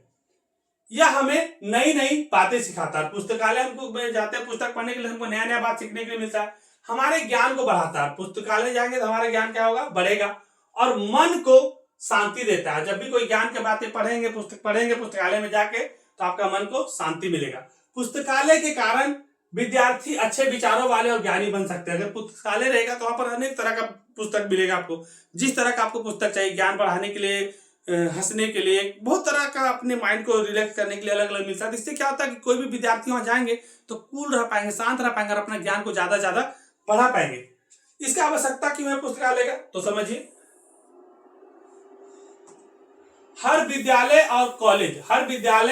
कॉलेज और नगर में पुस्तकालय होना चाहिए। अब कहने का मतलब, अगर विद्यालय है और पुस्तकालय नहीं है तो फिर वो विद्यालय जाएगा, मान लेते कोई पुस्तक, कोई किसी भी विद्यालय का पुस्तक नहीं है तो क्या वो बैठा हुआ रहेगा, नहीं। पुस्तकालय रहेगा तो पुस्तकालय जाएगा और वहां से कोई पुस्तक लेकर के आएगा और आराम से उसको पढ़ सकता है। तो हर विद्यालय में, कॉलेज में और नगर में पुस्तकालय होना चाहिए। इससे बच्चों में पढ़ने की आदत बढ़ती है। अगर पुस्तकालय में जाएगा तो वहां पर जाके क्या करेगा, गाना तो सुनेगा नहीं। पुस्तकालय गया तो पढ़ने का कुछ तो जरूर सोचेगा। तो पुस्तकालय जाएगा तो पुस्तकालय के बिना शिक्षा अधूरी है। पुस्तकालय जाएगा और वह किताबें नहीं रहेगा तो शिक्षा मिलेगा, नहीं मिलेगा। तो पुस्तकालय में शिक्षा लेना है तो वहां पर पहले बुक अच्छा होना चाहिए, अलग अलग तरह कंटेंट का बुक होना चाहिए। अच्छा, पुस्तकालय जाने से पहले एक चीज और ध्यान रखना है सबको, कि जब भी पुस्तकालय में अगर हम जाते हैं तो मोबाइल लेकर के वहां पे नहीं जाना है। बहुत लोग क्या करते हैं, पुस्तकालय तो जाते हैं लेकिन वहां जाकर मोबाइल लेकर जाते हैं। तो आप वहां पर जाइएगा, और एक होता है कि आप मोबाइल में कोई चीज को ऑनलाइन पढ़ते हैं, लेकिन कोई एक होता है कि आप ऑफलाइन में आराम से पढ़ते हैं। तो दोनों में मन बड़ा एकाग्र होता है कि जब पुस्तक को पढ़िएगा ना तो आपका आंख, जो भी दिमाग है, सब एकदम कंसंट्रेट होता है। लेकिन मोबाइल पर में देखते, कभी कभी मोबाइल में देखते लगते अलग से मैसेज आता तो मेरा दिमाग भी भटकता है ना। तो क्या है कि पुस्तकालय जाएंगे तो ज्ञान भी बढ़ेगा और आप एकाग्रता भी बढ़ेगा आपका। तो पुस्तकालय में जब जाइएगा तो जो भी आपका शिक्षा है वो बचा हुआ शिक्षा भी पूरी कर सकते हैं। पुस्तकालय के बिना शिक्षा अधूरी रहती है। अगर पुस्तकालय नहीं रहेगा तो बहुत सारे लोग जाकर वहां पढ़ेंगे नहीं। यहाँ गरीब विद्यार्थियों के लिए बहुत सहायक होता है। जैसे गरीब विद्यार्थियों के लिए कैसे पुस्तक सहायक होता है, आप जब 10th पास करेंगे ना तो आपको 11th 12th में जाइएगा और ग्रेजुएशन में एक एक पुस्तक का दाम 500 700 1,000 रुपया होता है। गरीब आदमी उतना बड़ा पुस्तक महीना का फीस तो दे नहीं पाता, कहने का मतलब छोटा मोटा पढ़ाई खर्चा तो कर नहीं पाते, उतना महंगा पुस्तक कहाँ से खरीदेगा। अगर पुस्तकालय के गवर्नमेंट की तरफ से रहेगा तो आप कोई भी पुस्तक ले सकते हैं, आप साइन कर लेंगे, 1 दिन के लिए मिलता है, 2 दिन के लिए मिलता है, पढ़ करके फिर वापस कर देंगे। तो गरीब लोग का क्या होगा कि वो लोग पढ़ाई भी कर लेंगे और उनका ज्ञान भी बढ़ जाएगा, पैसा भी नहीं लगेगा। तो पुस्तकालय जब होगा तो गरीब लोग के लिए काफी मददगार हो जाएगा। इसके लिए बहुत सहायक होते हैं गरीब लोग के लिए, क्योंकि वे महंगी किताबें नहीं पढ़ सकते। और गरीब लोग महंगा किताब कहाँ से पढ़ सकते हैं, क्योंकि किताब का तो 2-2 हज़ार रुपये, 2,500 रुपये तक होता है। तो फाइनली हम क्या समझ सकते हैं इसमें से कि पुस्तकालय हमारे जीवन का अमूल्य रत्न है। अमूल्य मतलब उसका कोई मूल्य नहीं, अनमोल है। हमें पुस्तकालय की किताबों की देखभाल करनी चाहिए। पुस्तकालय में जो भी किताब रहता है उसका देखभाल करना है। बहुत लोग क्या करेंगे, पुस्तकालय तो लेगा, इधर उधर पोड़ के फाड़ देगा, तो उसको देखभाल भी करना है और वहां नियमित रूप से जाकर अध्ययन करना चाहिए। इससे हमारा ज्ञान बढ़ता है और चरित्र और भविष्य तीनों का उज्जवल बनता है। मतलब हमारा ज्ञान बढ़ेगा, हमारा क्या होगा, ज्ञान बढ़ेगा, हमारा चरित्र भी अच्छा हो जाएगा, भविष्य भी ठीक हो जाएगा। तो तीनों हमारा क्या हो जाता है, उज्जवल बन जाता है। तो पुस्तकालय रहेगा तो हम लोग पुस्तकालय से समझ गए कि पुस्तकालय का उसका महत्व क्या था और उसका भूमिका क्या था। पुस्तकालय रहता है तो गरीब लोग भी आराम से जाकर वहाँ पढ़ाई कर सकते हैं और उससे हमारा ज्ञान भी बढ़ता है, उससे हमारा चरित्र का निर्माण होता है और हम एक बेहतर इंसान भी बनते हैं। तो यहाँ पर देख सकते हैं हमारा भविष्य भी ठीक हो जाता है। तो ये पुस्तकालय का हो गया। 1-2 निबंध हम और लेकर के चलते हैं। टाइम हम एक बार और देख लेते हैं कितना टाइम हो रहा है, क्योंकि टाइम ज्यादा जरूरी है मेरे लिए। 9:31 हो रहा है, 15 मिनट तक हम और रुकेंगे।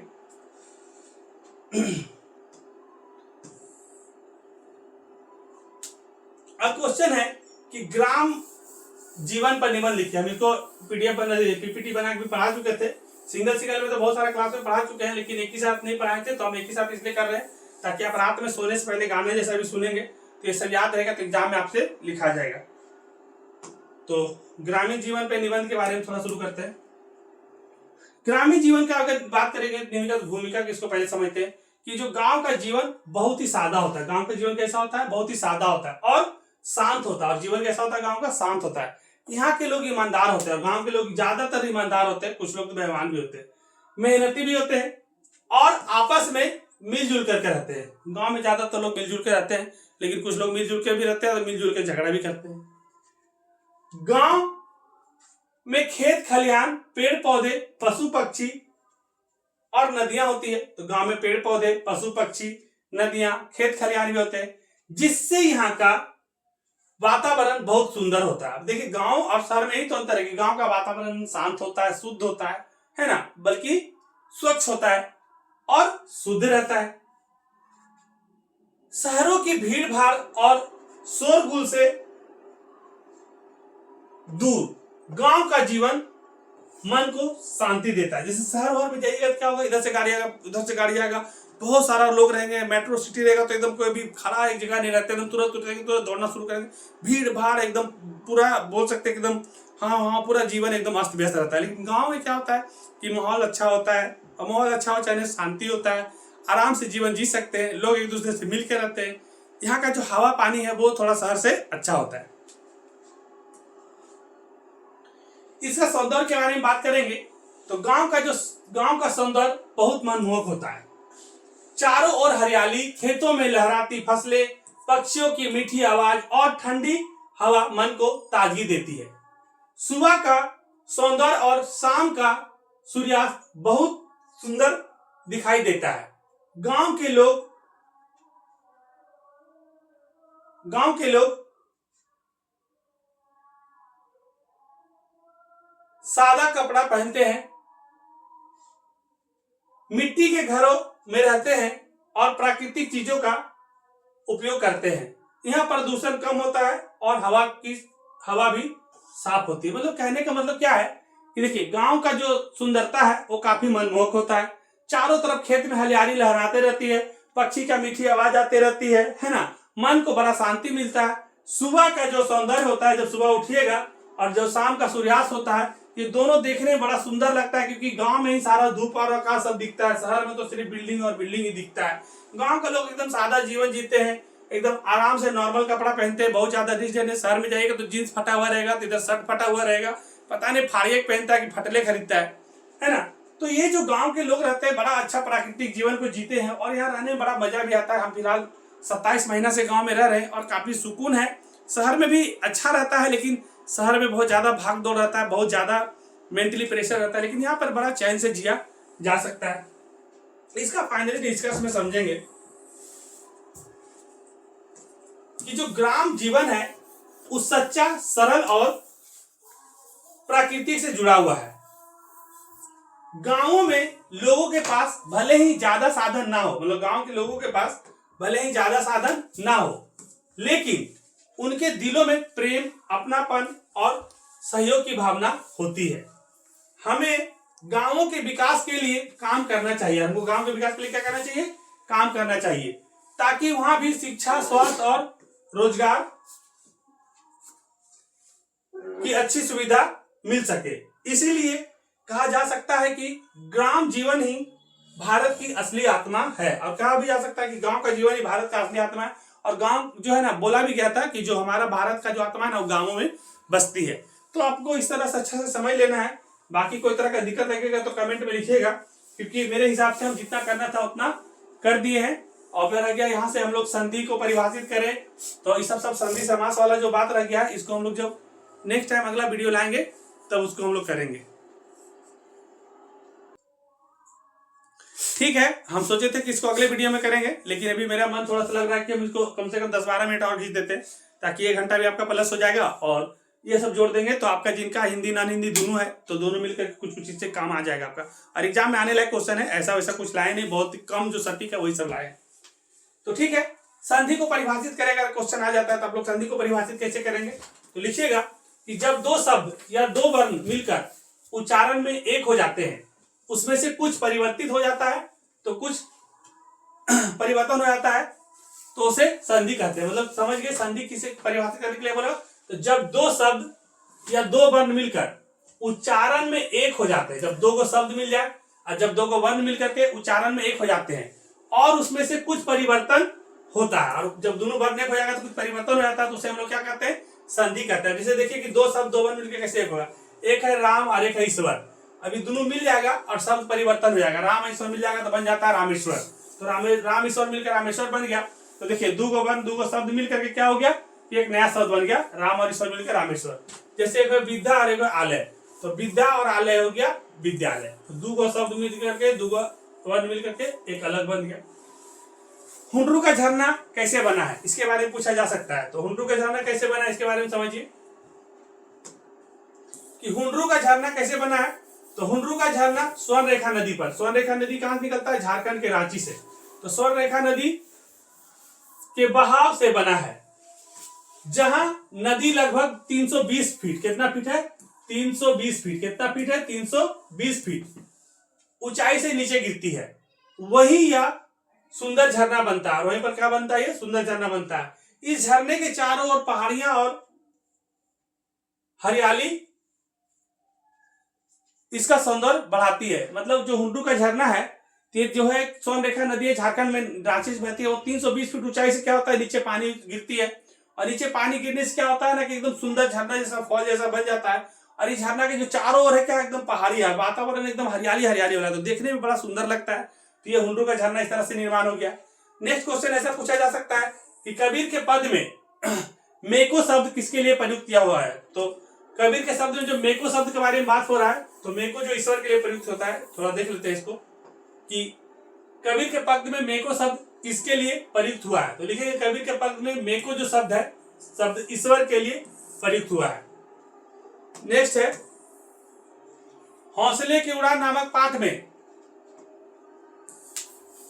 मथही गांव निवासी विष्णु शंकर तिवारी क्यों खुश थे, या क्यों खुशी से फूले नहीं समा रहे थे? तो आप लोग लिखिएगा कि हौसले की उड़ान नामक पाठ के अनुसार मथही गांव निवासी विष्णु शंकर तिवारी इसलिए खुशी से फूले नहीं समा रहे हैं क्योंकि उनकी बेटी जैनब खातून, जो उनकी बेटी है जैनब खातून, उन्होंने साइकिल चलाना सीख लिया। जैनब खातून क्या सीख लिया? साइकिल चलाना।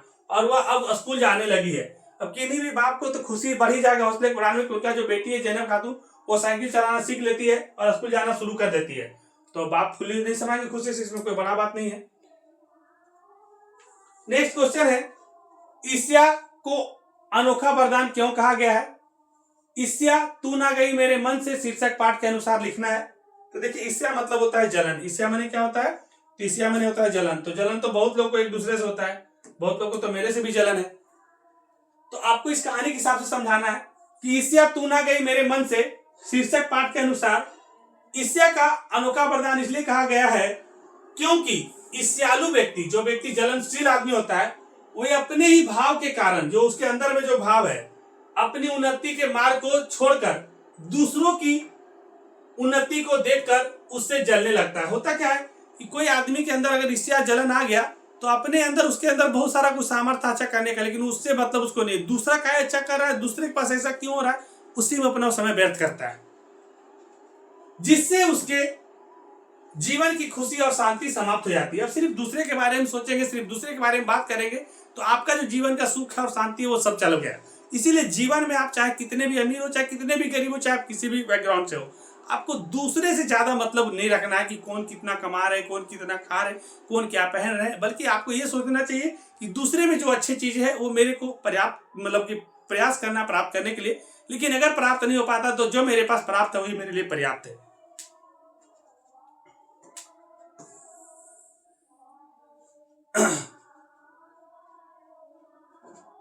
नेक्स्ट क्वेश्चन ऐसा है कि पद्मा के ललकारने पर भी अशोक ने युद्ध करना स्वीकार क्यों नहीं किया? जो पद्मा है वो अशोक को ललकार रही थी, लेकिन अशोक युद्ध नहीं किया था। क्यों नहीं युद्ध कर रहा था अशोक पद्मा के साथ? तो आप समझिएगा इसको कि अशोक ने कलिंग युद्ध में बहुत सारे विनाश को देखा था और बहुत सारे लोगों की मृत्यु को देखी थी। इसी कारण उनका जो हृदय था वो दया से भर गया। वे समझ गए कि युद्ध में केवल दुख ही मिलता है, इसीलिए उन्होंने आगे कोई युद्ध करने का नहीं फैसला लिया और वो निश्चय कर लिया कि कभी भी हम लेडीज पे हाथ उठाएंगे भी ऐसे नहीं। तो पद्मा के ललकारने के बाद भी जो अशोक थे वो बोल दिए थे कि हम स्त्री पे तो पहले कभी हाथ उठाएंगे नहीं। दूसरी बात, अशोक को समझ में आ गया था कलिंग के युद्ध में कि लाखों लोगों को, निर्दोष लोगों को मार दिया गया था, बहुत सारा खून देखे थे, तो उनका हृदय परिवर्तन हो गया था और वो सोच लिए थे कि सिर्फ साम्राज्य को जीतने के लिए किसी को मार काट करना ये कहीं से भी अच्छा नहीं है। तो उनका हृदय भी परिवर्तन हो गया था और पद्मा को ललकारने के बाद भी अशोक इसलिए उनसे युद्ध नहीं किए थे। नेक्स्ट है, स्वर्णरेखा नदी किन किन जिलों से होकर गुजरती है? ये वाला हम बता चुके थे, लेकिन एक बार समझ लीजिएगा, इसको खाली पढ़ दे रहे। स्वर्णरेखा नदी किन जिलों से होती हुई बंगाल की खाड़ी तक गिरती है? तो स्वर्णरेखा नदी भारत के झारखंड के पश्चिम बंगाल, मतलब स्वर्णरेखा नदी भारत के झारखंड से पश्चिम बंगाल और उड़ीसा राज्यों से होकर बहती हुई बंगाल की खाड़ी में जाके गिर जाती है। हम लोग जिला का नाम भी अगला दिन बता दिए थे, खरसामा और सामा के बारे में बताए थे, है ना। ईद के दिन अमीना उदास क्यों रहती है? तो देखिए ईद के दिन अमीना इसलिए उदास रहती है क्योंकि अमीना ईद के दिन से उदास रहती है क्योंकि उसके घर में खाने के लिए एक दाना भी नहीं होता है ना। और उसका पोता जो हामिद है, उसके अलावा उसका जीवन में कोई है नहीं, क्योंकि हामिद के जो पिता है वो हैजे की बीमारी से मर जाते हैं।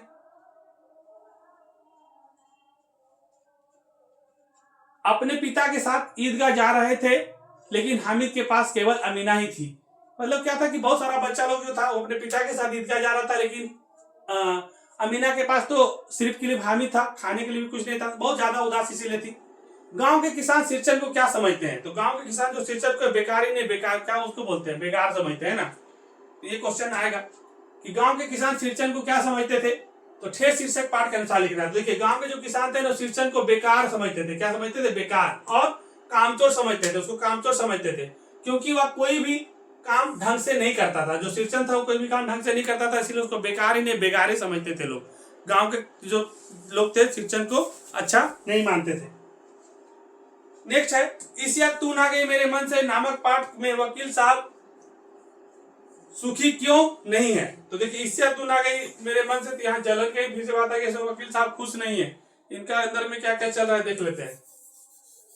तो ईर्ष्या तू ना गई मेरे मन से में नामक पाठ के अनुसार वकील साहब सुखी नहीं थे, क्योंकि वह अपने पड़ोसी के वैभव और समृद्धि से जलते थे। जो वकील साहब थे, दूसरा जो उनके बगल में पड़ोसी था, वो जो भी मतलब कि जो भी सम्मान धन दौलत कमाते थे उनसे जलते थे। दूसरा का वैभव मतलब सुख शांति से, उनके समृद्धि से जलते थे। तो जब भी कभी दूसरे से जलिएगा तो आप कभी भी खुश नहीं रह सकते। तो ईर्ष्या ना गई तो मेरे मन में, वकील साहब भी इसीलिए परेशान है क्योंकि अपने बगल वाले पड़ोसी का वैभव, उसका सुख शांति देख करके इनको रहा नहीं जा रहा है, इसीलिए अंदर ही अंदर ये क्या हो रहे हैं, जल रहे हैं।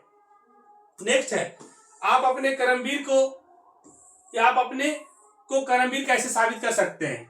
अगर हम कर्मवीर है कि नहीं है, चाहे आप कर्मवीर है कि नहीं, कैसे साबित कर सकते हैं? अगर अपने शब्दों में उत्तर देना तो आप लिखिएगा कि हम अपने को कर्मवीर साबित करने के लिए कई तरीकों से कार्य कर सकते हैं। जैसे एक कर्मवीर व्यक्ति हमेशा अपने कर्तव्यों और जिम्मेदारियों को पूरी तरह निष्ठा से निभाता है, ईमानदारी से निभाता है। वह किसी भी काम को कल पर नहीं टालता है। जैसे देखिए, कहने का मतलब ये कि कोई कर्मवीर है कि नहीं, आप कैसे साबित करेगा? तो कर्मवीर जो लोग होते हैं वो कभी भी कोई काम को टालते नहीं है, हमेशा कोई भी काम को जिम्मेवारी लेते हैं तो उसको ईमानदारी के साथ, पूरी निष्ठा के साथ उसको पूरा करते हैं, है ना। कोई भी काम को ऐसा नहीं बोले कि आज करेंगे, कल करेंगे, परसों करेंगे, टालता नहीं, बल्कि कोई भी काम अगर लिए हैं तो उसको समय पर पूरा करते हैं।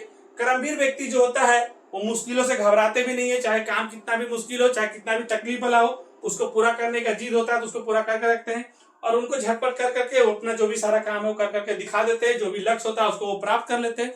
तो कर्मवीर जो होते हैं वो कभी भी बहाना वहाना नहीं बनाते, समय को व्यर्थ में बर्बाद वो नहीं करते हैं। थोड़ा सा और आगे बढ़ जाए।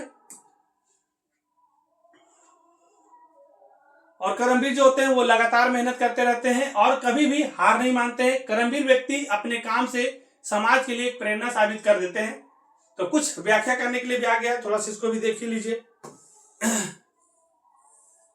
देखिए क्या है, संगति सुमति ना पावी परे कुमति के धन, राखो मेली कपूर में हींग ना होत सुगंध। मतलब क्या बोल रहा है कि जैसा संगति करेंगे वैसा ही बुद्धि आवेगा। इस दोहे का अर्थ है कि बुरी संगति में रहने वाले व्यक्ति को कभी भी अच्छी बुद्धि नहीं मिलती। जैसा संगति में रहेंगे वैसा ही बुद्धि आएगा। अगर बुरे लोग के साथ रहते हैं तो चाहे उसे कितनी भी अच्छी सलाह क्यों ना दी जाए, लेकिन वो कभी भी अच्छा नहीं बन सकता। जैसे हींग को अगर हम कपूर के साथ रखते हैं तो हींग कपूर जैसे सुगंध नहीं दे सकता। अगर हींग को हम कपूर के साथ रखेंगे तो कपूर जैसे सुगंध नहीं देगा। इसका तात्पर्य यह है कि बुरे लोगों का प्रभाव अच्छे लोगों पर भी पड़ सकता है और बुरी आदतें आसानी से नहीं जाती है, आसानी से नहीं छूटती है। कभी भी अगर आप गलत संगति में, गलत लोगों के साथ में रहेंगे और एक बार अगर आप बुरे बन गए तो फिर आप अच्छे नहीं बन सकते। इसीलिए अपने संगति को जो अच्छे लोगों के साथ रखना चाहिए। कभी भी जीवन में ऐसा हो सकता है कि जाने अनजाने में आप गलत लोगों की संगति में चले जाएं, तो आपको ध्यान ये रखना कि जब आपको पता चल जाए कि जिस इंसान के साथ हम रह रहे थे वो इंसान मेरे लिए बहुत सही नहीं है, तो आप आराम से, शांति से, बिना कोई झगड़ा किए आप उससे अलग हो सकते हैं और अपना एक आराम से अच्छा जीवन जीने के लिए तत्पर हो सकते हैं। बाकी देखिए, मेरे पास टाइम थोड़ा कम रहता है तो लास्ट में थोड़ा सा देख लेते हैं, जल्दी जल्दी कर देते हैं। लेकिन आप सभी के लिए कोई भी हड़बड़ाने की जरूरत नहीं। जितना हम लोगों ने ऑफलाइन में पढ़ा दिया उससे बाहर क्वेश्चन आना नहीं है। बाकी जो इंपॉर्टेंट क्वेश्चन होगा उसका भी वीडियो लेकर के आएंगे। हिंदी का कुल 3 पार्ट आएगा, एक पार्ट हो चुका है, दूसरा पार्ट है और तीसरा पार्ट एक आएगा, तो हिंदी पूरा खत्म हो जाएगा। बाकी बात जो आपका सब्जेक्ट बचे, चाहे जो तरह का दिक्कत लगेगा तो हमको बताइएगा। और बृहस्पतिवार को यानी कि कल सुबह में 9:30 से 9:35 में सभी को विद्यालय जरूर आना है, क्योंकि उसमें से जो लास्ट टाइम एग्जाम में कैसे हम लोग करेंगे तो एग्जाम मेरा अच्छा जाएगा और ज्यादा नंबर हम लोग ला सकते हैं, उस पर चर्चा करेंगे। तो सबको सभी बृहस्पतिवार को 9:30 से 9:35 तक जरूर पहुंचना है और एक एप्लीकेशन भी लेकर के आना है, वो हम बता दिए। ठीक है, तो इस वीडियो को समाप्त कर रहे हैं। धन्यवाद।